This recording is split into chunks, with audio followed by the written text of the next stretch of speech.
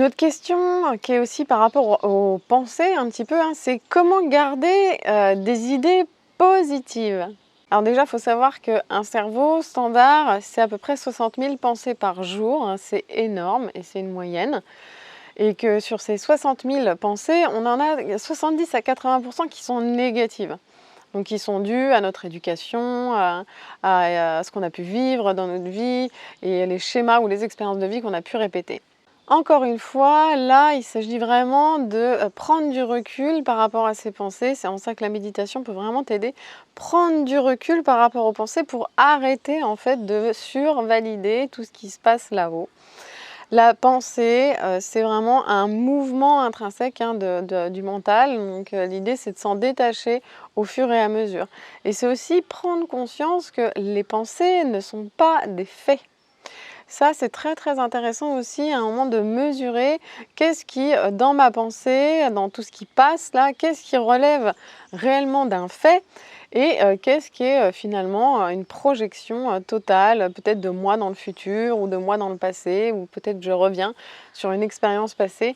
L'idée, c'est de commencer à identifier un petit peu où va mon esprit, où va ma conscience et du coup, où sont mes pensées.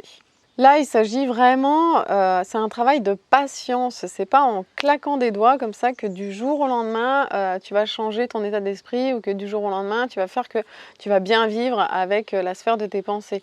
L'idée, c'est que c'est un chemin qui se fait, c'est un chemin sur lequel on avance au fur et à mesure. Et ici, c'est vraiment la patience. C'est comme un tissage, en fait. On tisse au fur et à mesure une toile. Et au bout d'un moment, on regarde la toile, on se dit « Ah ouais, quand même, il y a eu du chemin de parcouru ».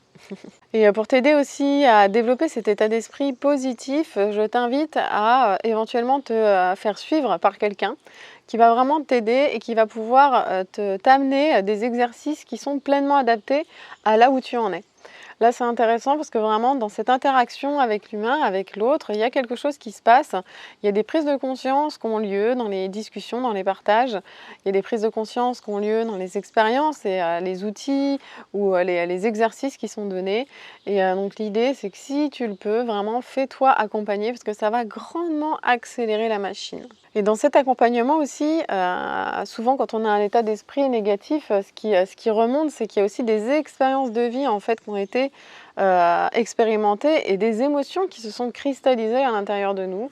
Donc là aussi, avec un suivi en fait, avec quelqu'un, tu vas pouvoir venir travailler sur ces émotions qui ont été cristallisées et pouvoir les libérer de nouveau et ainsi faire de la place pour autre chose et faire de la place, en l'occurrence, pour quelque chose de beaucoup plus positif.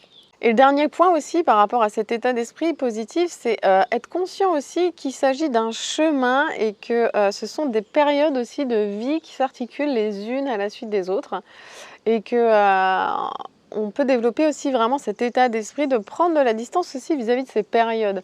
Quand on se rend compte que ce sont des périodes et que voilà, bah, peut-être il y a des moments de vie où c'est génial, on se sent super bien, et il y a d'autres moments de vie où c'est un peu plus profond, c'est peut-être un peu plus introspectif ou un peu moins agréable.